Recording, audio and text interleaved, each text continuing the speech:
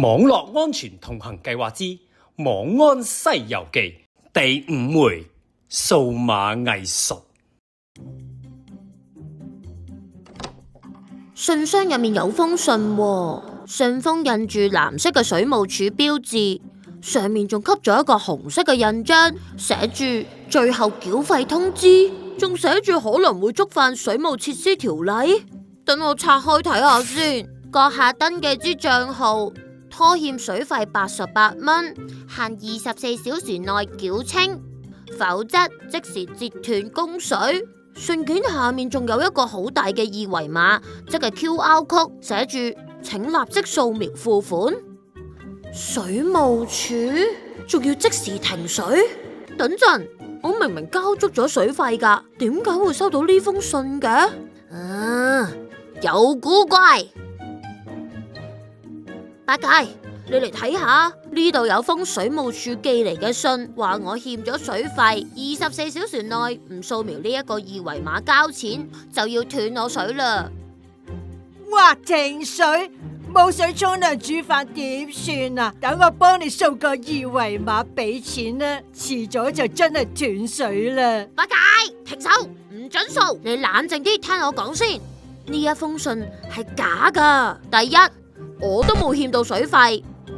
第二，郵戳顯示咗信件前幾日就已經寄出啦，仲寫住24小時內斷水，咁樣係故意製造恐慌嚟嚇我哋啊，想逼我哋盡快掃二維碼。第三，政府部門係唔會咁樣叫我哋俾錢噶，係一定會詳細列出所有嘅支付方式。係咩？如果掃咗會點啊？如果你用手機掃咗呢一個假嘅二維碼，入到佢哋嘅假繳費網站，咁樣騙徒就可以自由提款，你就會俾人吸乾吸淨噶啦。遇到懷疑嘅事，我哋一定要主動查證。聽住啦，我哋絕對唔可以用呢一封信上面提供嘅電話同埋網址。我而家就即刻用手機直接上網搜尋香港政府官方網站，揾出水務署真正嘅客戶熱線，電話係28245000。水務署覆咗我啦，我根本就冇欠到水費，亦都冇任何違規記錄。呢一封信100%係騙徒寄嚟行騙嘅。哎呀，好險啊！咁我哋而家應該點做啊？悟空仔，你今次就叻啦！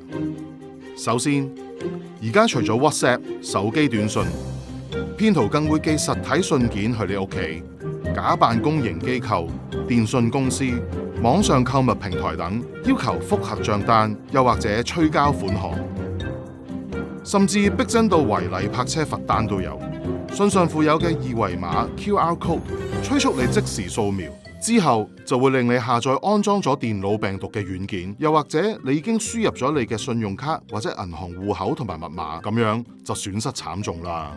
第二，大家應該冷靜應對製造恐慌感嘅陷阱，例如騙徒最中意用即時、罰款、限時內、停止服務等字眼施加壓力。記住，越催促越要保持冷靜。第三，仲有另類利誘騙案，例如見到廣告以數碼送行動電源、填問卷送公仔等等作為漁利，誘導大家掃二維碼。最後第四，重點係大家千祈唔好亂掃二維碼 QR code， 一定要用官方渠道核實，唔好理信件寫得幾逼真，絕對唔可以撥打信件上面提供嘅電話號碼，一定要自己上網查翻官方電話，直接致電核實。收到未啊？支持合作夥伴集光創建科技文化有限公司、真傳製作有限公司、香港創意開放科技協會。聲音演繹 Kirsten Lee 聲演悟空， Danny Ho 聲演三藏， Maria Fong 聲演八戒， Richard Tong 聲演沙僧，對白配音 Jace Fong。合辦機構資訊科技教育領袖協會、香港互聯網協會、專業資訊保安協會、香港失明人協進會、香港聾人福利促進會、香港復康會。